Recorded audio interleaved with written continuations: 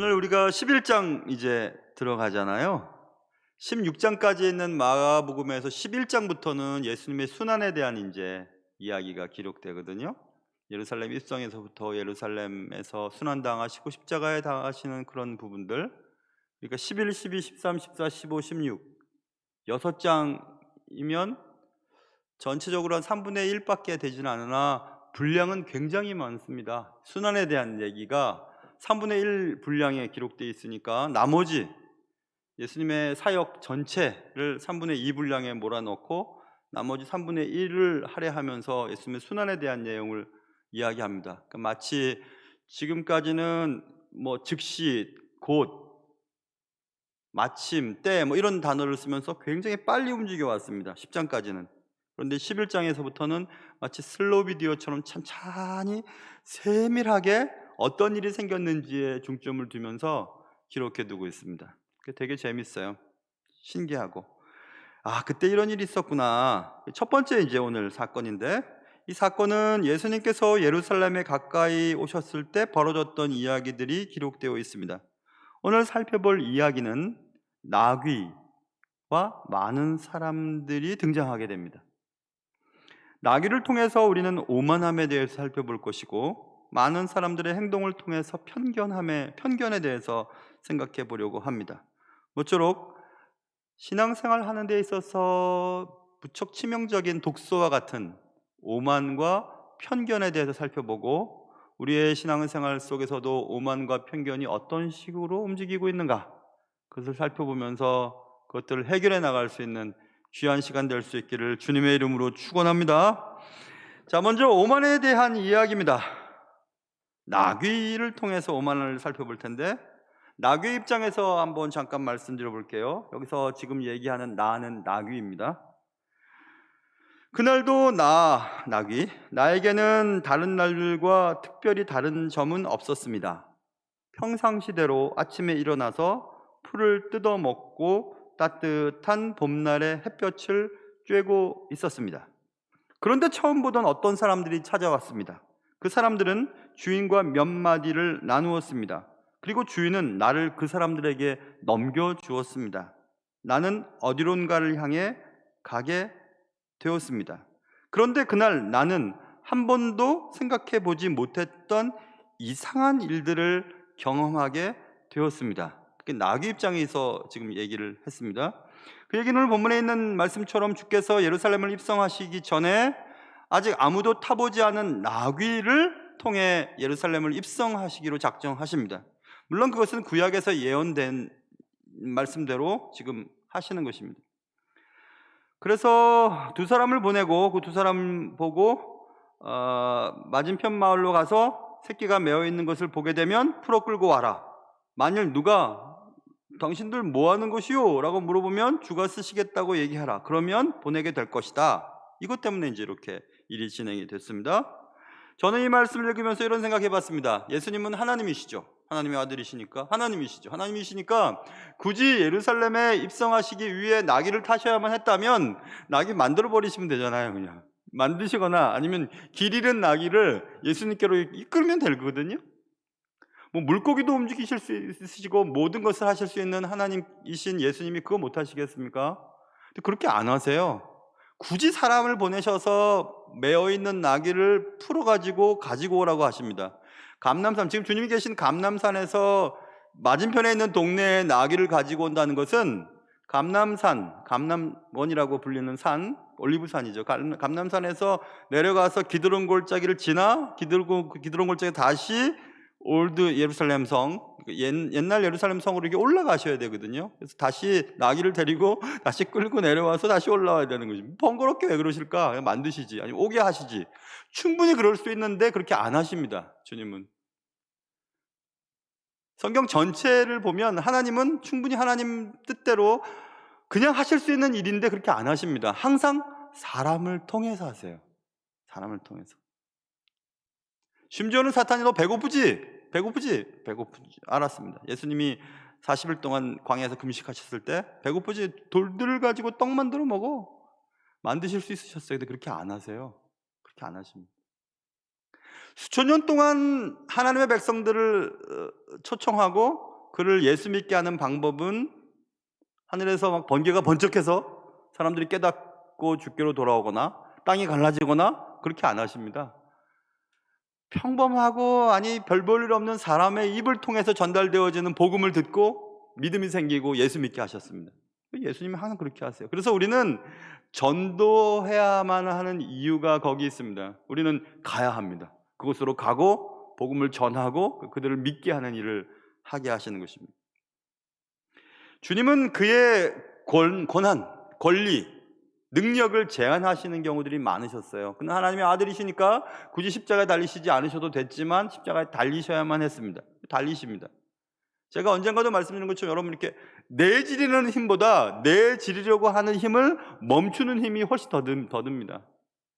권리를 행사하기보다 권리를 포기하는 사람이 더 위대한 것은 바로 그 이유 때문에 그렇습니다. 주님은 그렇게 하셨어요. 충분히 권리를 주장할 수 있었지만 권리를 포기하시고 우리를 살리셨습니다. 예수 믿는 우리들도 그렇게 해야 합니다. 내가 가진 것과 내가 누리고 싶은 거 얼마든지 누리고 살 수 있지만 그 권리를 포기해 가면서 하나님의 일들을 이루시기 위해서 난 무엇을 할 수 있을까? 그것을 생각해 보아야 하는 것입니다. 주님은 그렇게 하셨습니다. 그 생각들을 한번 해볼 수 있고, 또 한 가지는 그 낙이 왜 풀어가냐고 얘기를 하지요. 그런데 이게 사람들이라고 써 있지만 다른 복음서 마태복음, 누가복음, 요한복음에도 이 사건이 기록되어 있는데 누가복음 19장 33절에 보면 그렇게 말한 자가 임자들, 그러니까 owners라고 되어 있어요. 주인이라고 얘기합니다. 왜 내 거 가져가냐고 이렇게 막 얘기했던 겁니다. 왜 풀어가냐고 그렇게 얘기했더니 주님이 쓰시겠다고 하라 이렇게 말했지요. 그랬더니 내주는 장면이 나옵니다. 여기서 우리는 소유권에 대한 얘기도 나눌 수 있을 것 같습니다. 분명히 owners, 주인이죠. 주인들이에요. 주인이 있었습니다. 그 왜 owners라고 하냐, 복수를 썼냐 하면 다른 복음을 보면 나귀와 나귀 새끼들이기 때문에 복수 나귀, 만약에 나귀가 2마리 이상이었던 것 같아요. 그러니까 임자들이라고 했고, 어찌됐든 이 주인이 있었습니다. 근데 주인이 내어주는 장면이 나오죠. 분명히 내가 소유권을 가지고 있지만 주가 쓰시겠다고 하니까 내버려 줬습니다. 그 주라고 하는 것은 우리 교회 새벽 찬양 때 curious라는 단어가 쓰였어요. curious, curious. 그 주인이 달라고 하니까 주는 겁니다. 그 주인 혹은 주님으로 번역된 curious. 그는 알았던 것 같아요.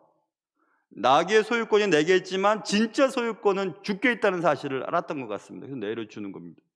여러분 잘 기억하세요.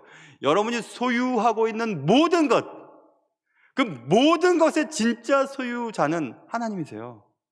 그러니까 하나님이 쓰시겠다고 말씀하실 때 내어드리셔야만 해요. 그게 뭔지는 몰라도, 그게 무엇인지는 몰라도 주님이 쓰시겠다고 하면 주님께 내어드릴 수 있는 참된 소유권을 인정할 수 있는 그런 여러분과 제가 될 수 있기를 주님의 이름으로 축원합니다. 성경에 분명히 말씀했거든요. 모든 것을 가졌던 다윗이 그의 인생을 마치면서 부와 귀와 존귀와 권세가 그에게 있고 모든 자를 크게 하심과 강하게 하심이 그의 손에 있습니다. 이렇게 고백을 하는 장면을 전 무척 좋아한다고 말씀드렸죠. 여러분이 누리고 있는 부, 존귀, 여러분이 큰 자리에 높은 자리에 있는 것과 여러분이 강하고 건강하게 사는 것도 하나님의 주권 가운데 있는 것입니다. 그러니 하나님이 달라 하시면 하나님께 드릴 수 있는 그런 은혜가 여러분과 저에게 있기를 주님의 이름으로 축원합니다. 자, 그래서 이제 사람들에 끌려서 어디론가 갔습니다. 다시 그 나귀의 입장에서 얘기합니다. 나는 그들의 손에 끌려서 어디론가 갔습니다. 그런데 사람들이 자기들의 겉옷을 내 등 위에 얹어놓기 시작했습니다. 그리고 누군가가 내 등 위에 올라타는 것을 나는 느꼈습니다. 오늘 본문 2절에 보면 그 나귀는 아직 아무도 타보지 않은 나귀였다고 쓰여 있습니다. 한 번도 내 등에 누군가 태워보지 않았습니다. 그럼 누군가 내 등에 탔다면 떨어뜨리려고 막 움직였을 텐데 이 나귀는 생각했습니다. 이상한데? 한 번도 내 등 위에 누군가 타본 적이 없었는데 그런데 이상하지? 싫지가 않아? 이런 생각을 했습니다. 사람들이 말하는 것을 들어보니 내 등 뒤에 있는 사람은 예수라는 사람이었습니다. 처음 들어본 이름은 아니었습니다. 예수란 이름은 당시의 흔한 이름 가운데 하나였기 때문입니다. 거기까지는 그렇다고 해도 더욱 이상한 일들이 계속해서 벌어지게 되었습니다. 많은 사람들이 자기 겉옷을 길에 펴기 시작했습니다. 또 어떤 사람들은 들에서 벤 나뭇가지를 길에 폈습니다. 사람들이 내 주위에 몰려들기 시작했습니다. 앞에서 가고 뒤에서 따르는 사람들이 소리를 지르기 시작했습니다. 호산나 다윗의 자손이여 찬송하리로다. 주의 이름으로 오시는 이여 찬송하리로다. 찬송하리로다. 호산나 호산나 호산나 하면서 찬송을 부르기 시작했습니다. 여기서 호산나는 지금 구원하소서라는 뜻입니다. 지금 좀 우리를 구원해 주십시오. 지금 우리를 구원해 주십시오. 다윗의 자손이여 우리를 구원해 주십시오라고 외치기 시작했습니다. 나는 깜짝 놀랐습니다. 너무 당황했습니다. 그러나 시간이 조금 지나자 마음이 안정되기 시작했고 그 상황을 즐기기 시작했습니다. 그리고 난 생각했습니다. 와, 나는 대단한 존재 맞구나. 나귀는 그런 생각을 하면서 어깨를 으쓱거렸습니다. 내가 얼마나 대단하면 내가 가는 길에 자신들의 옷을 벗어놓을까? 나뭇가지를 펴고 또 흔들기까지 하는 것일까? 저 사람 봐봐. 저 사람은 나를 위해 노래를 지어서 노래를 부르네. 나를 구원해달라고 얘기하고 있네. 우리를 구원해달라고 노래하고 있네. 잠시 당황했던 나귀는 이제 완전히 그 시간을 즐기게 되었습니다. 나귀가 그런 대우를 받을 만했기 때문에 그런 대우를 받았던 것일까요? 라고 질문을 던지면 물론 아닙니다. 나귀가 자신은 이런 대우를 받을 만하다고 라고 생각했더라면 그는 분명히 어리석은 나귀였을 것입니다.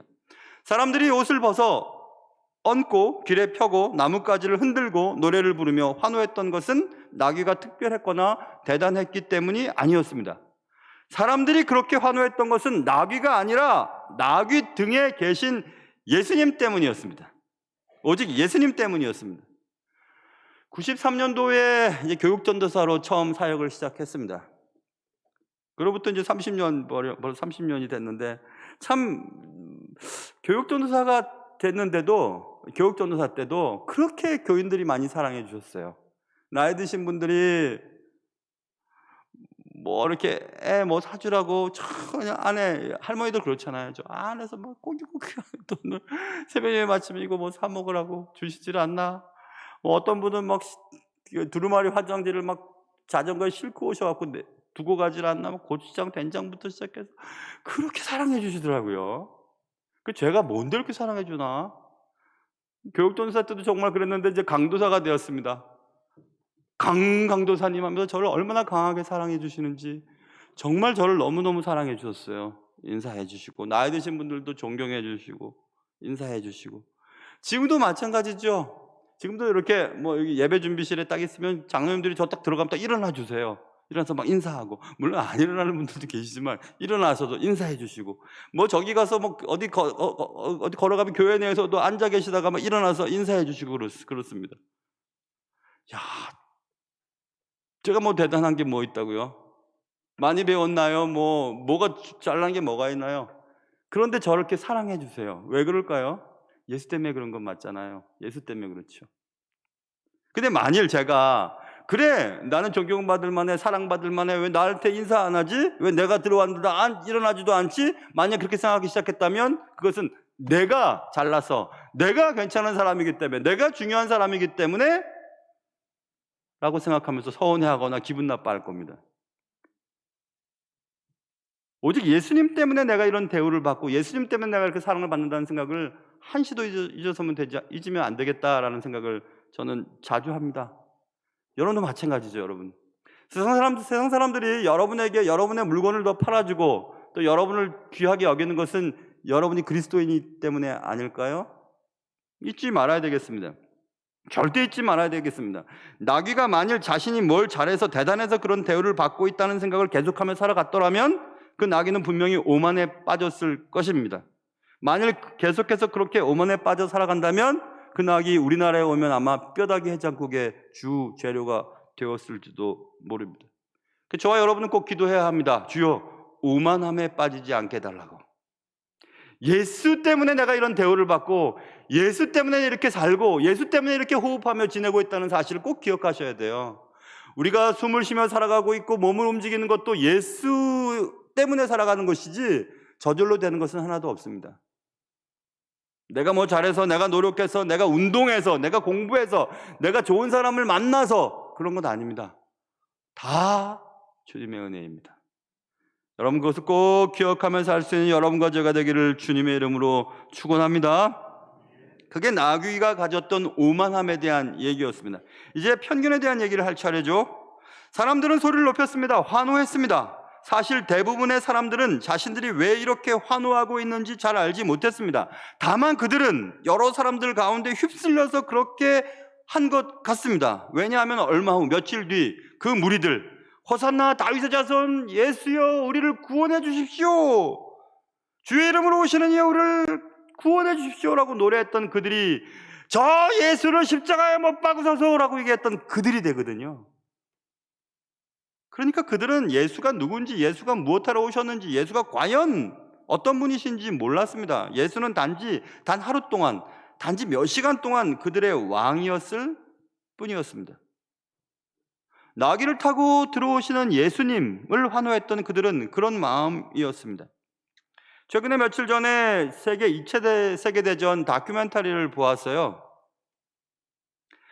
2차 세계대전이 끝날 때쯤 될 때에 이제 독일의 베를린 점령을 두고 서방 측, 서부 쪽은 서방 연합군이 진격을 하고 있었고 동쪽으로는 소련에게 그 역할이 주어졌죠. 그래서 소련이 이렇게 동쪽에서 진격하고 서쪽은 서방 연합군이 진격을 했습니다. 베를린 함락에 대한 점령에 대한 것이었어요. 스탈린이 소련이 베를린을 먼저 점령하기를 원했습니다. 왜냐하면 독일 내에 핵 개발에 대한 좋은 그 기술이 있었거든요. 그것을 먼저 취하려고 했던 생각이 있었습니다. 그래서 스탈린이 빨리 진격을 해서 베를린을 점령하기 위해 군 서열 1위와 2위를 경쟁을 시키는 장면이 다큐멘터리에 잘 나오더라고요. 그 중에 이제 서열 1위 조지 주코프라고 하는, 조지니까 이제 러시아 말하면 세르게이 뭐라고 해야 되지? 게오르기라고 발음을 해야 되더라고요. 조지를 러시아 말로 게오르기라고 발음하던데, 게오르기 주코프가 이제 점령을 합니다.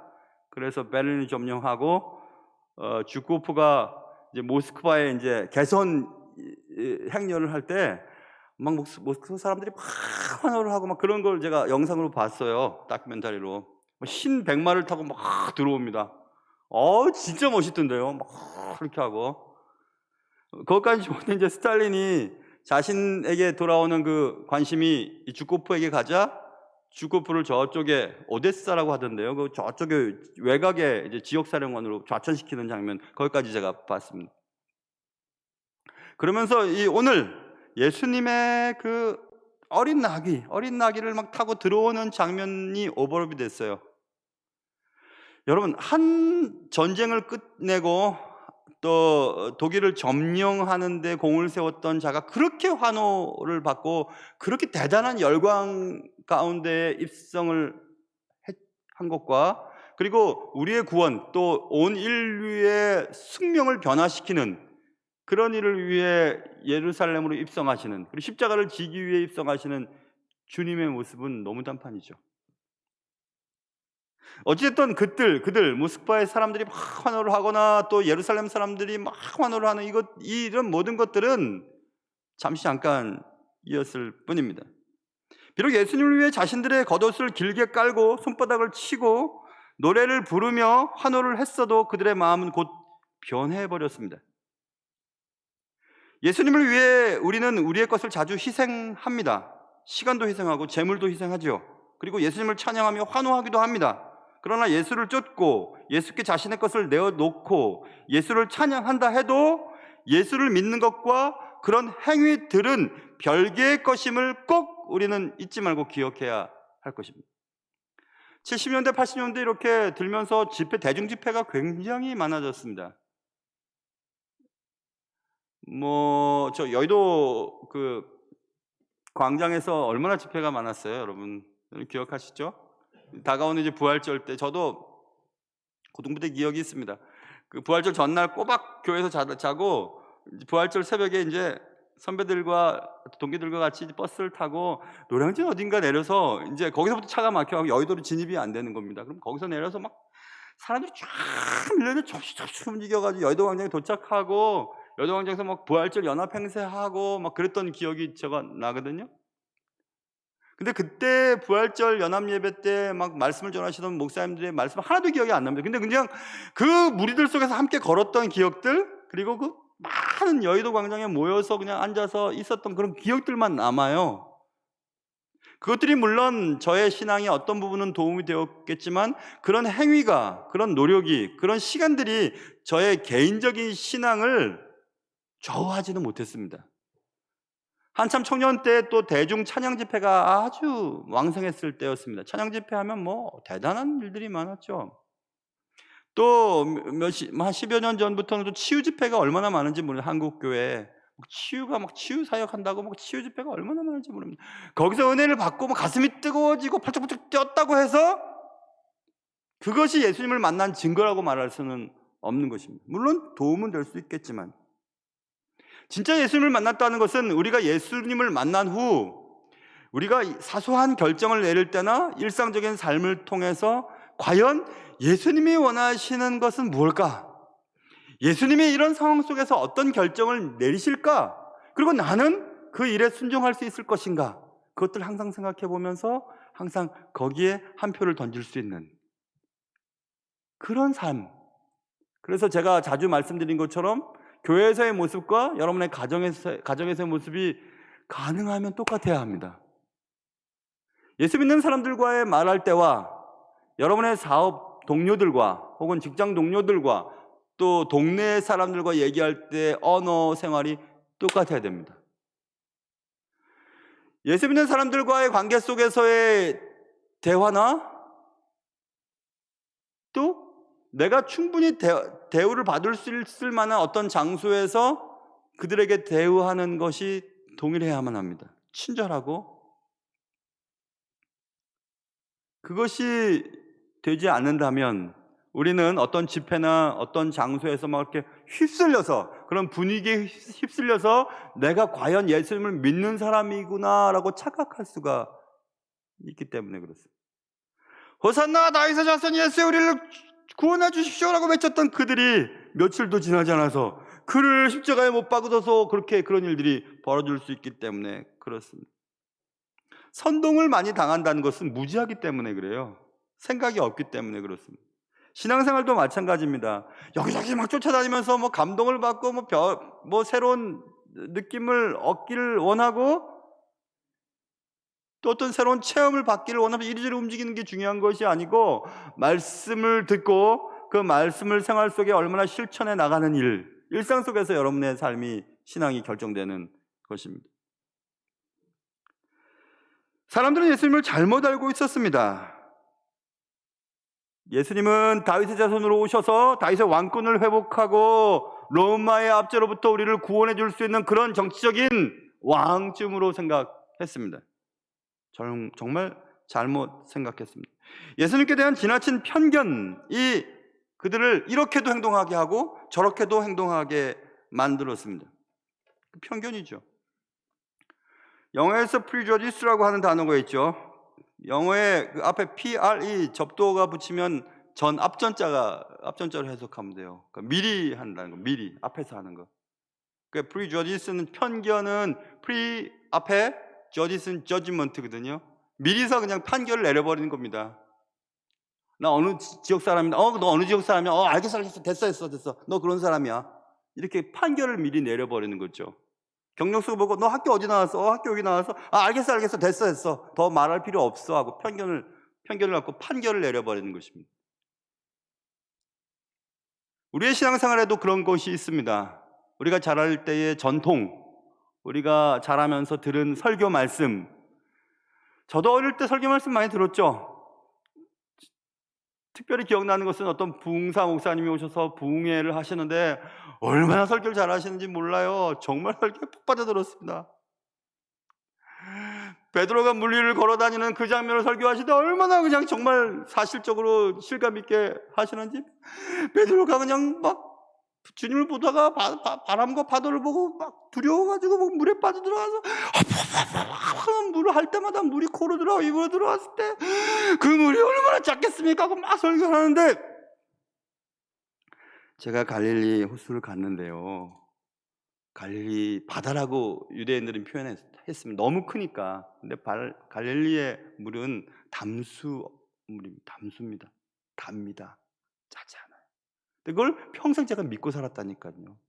갈릴리 바다의 짠물을 마셨던 베드로, 이렇게 말입니다. 그런 편견들이 우리 속에 너무 많이 있습니다. 또 자란 교회 전통 같은 것들 말입니다. 지난주하고 이번 주 1부 예배 때 이 얘기를 하다가 이것도 혹시 오해하시면 어떡하나 싶어갖고 오해에 대한 것까지도 말씀드릴 테니까, 지난주와 이번 주는 제가 이 양복을 입고 이제 겨울 양복 이제 끝내고 이제 봄 양복 전에 입는 양복인데, 이 양복을 입잖아요. 아마 저에 대해서 관심 있으신 분은 오늘도 저 양복 입으셨네 이렇게 생각하실 겁니다. 그런데 어떤 분들은 목사님이 한 14년째 이제 목회하면서 좀 거만해졌어. 옛날엔 단추를 꼬박꼬박 채우더니 단추를 어찌 지난주부터 단추를 이렇게 풀고 저렇게 한단 말이야. 막 저렇게 생각하시는 분이 몇 분 있다고 해서 제가 얘기하는 겁니다. 근데 여러분, 제가 거만해서 그런 게 아니라 이게 양복이 작아졌는지 제가 커졌는지 이게 잘 안 채워지는 거예요. 그럼 채워져서 하면 이게 막 주름이 막 가요. 그래서 제가 안 채우고 하는 거거든요. 잘 들으십시오. 거만해서 그런 게 아니라 그런 겁니다. 또 혹시 여러분 가운데 또 이런 얘기를 하면 여러분들 다 그렇지는 않지만 저 목사님이 양복 사달라고 저러는 거 아닐까 이렇게 또 생각하실지 몰라서 분명히 제가 부탁드리는, 전혀 그런 거 아닙니다. 양복 있습니다. 있고 양복 살 돈도 있고 우리 집사람이 맨날 양복 사러 가자는데 내가 안 간 것 뿐입니다. 그러니까 너무 걱정하지 마시고 편견을 갖지 않으셨으면 좋겠어요. 그런 걸 편견이라고 그러죠. 미리 판결 내려버리는 것입니다. 예수님에 대해서는 이런 것이라 라고 생각을 했습니다. 편견을 내렸습니다. 편견은 참된 신앙생활의 치명적인 독소입니다. 우리가 가진 전통과 경험의 편견은 진리를 인식할 수 있는 눈을 자주 가려버립니다. 여러분은 예수를 따라다니고 예수께 환호하는 사람인가? 라고 물으면 네, 그런데요? 맞아, 좋아요. 잘하셨습니다. 그리고 그렇게 해야죠. 예수님 따라다녀야죠. 환호해야죠. 그런데 그런 것과 예수를 개인적으로 만나는 것과는 다른 얘기입니다. 교회를 열심히 다닌다고 해서 예수를 만났다고 믿을 수 없어요. 제가 목사 일을 한다고 해서 저 사람 틀림없이 구원받은 사람일 거야 라고 믿어서도 안 됩니다. 저는 이 직임을 그냥 감당하는 것 뿐이고, 저의 제일 큰 고민은 내가 주님 앞에 바로 사는 그리스도인으로 사는 것이 제게 제일 큰 관심이지 다른 건 관심이 없어요. 저에겐 가장 그게 중요해요. 내가 예수를 잘 믿고 더 잘 믿어서 주님 기뻐하시는 일을 하다가 주님의 나라 가는 것, 그것이 저에게는 가장 큰 고민이고 가장 큰 또 숙제이기도 합니다. 그러므로 여러분, 예수님을 쫓아다니는 사람들의 모임 속에 있다고, 좋은 교회의 한 일원이 되었다고, 교회의 직분자가 되었다고 여러분이 나는 예수님을 분명히 믿는 사람이라고 믿으셔서는 안 됩니다. 제가 아까 말씀드린 것처럼 여러분의 매일 일상적인 삶 가운데 얼마나 더 자주, 얼마나 더 많이 예수님이 원하시는 쪽으로 여러분의 선택을 할 수 있게 되었느냐가 신앙생활이 잘했느냐 잘하지 않았느냐를 결정하게 되는 것입니다. 인격적으로 예수님을 그래서 경험해야 하는 것입니다. 예수님을 단지 따라다니는 것으로는 천국에 이르지 못합니다. 희생하는 것으로 신앙의 유무를 판단할 수도 없습니다. 찬송하며 환호하는 것으로 신앙의 수준을 평가할 수도 없습니다. 우리의 신앙은 오직 말씀에 근거해야 합니다. 상황에 따라 수시로 변하는 마음을 믿을 것이 아니라 영원토록 변치 않는 말씀을 믿어야 하는 것입니다. 흔들리는 마음을 중심으로 하는 믿음은 언제나 불안합니다. 오늘 아침 마음 다르고 점심 다르고 저녁 다르는 것이 우리의 마음이거든요. 내가 좋았던 사람이 싫어지고 싫었던 사람이 좋아지기도 합니다. 내가 좋아했던 색깔도 나중엔 싫어지고 싫었던 색깔도 나중에 나이가 들면 좋아지기도 합니다. 음식도 마찬가지입니다. 그게 우리의 마음입니다. 영원하지 않습니다. 그러므로 영원한 진리의 말씀에 우리의 신앙의 닻을 내리고 그렇게 살아가야 할 것입니다.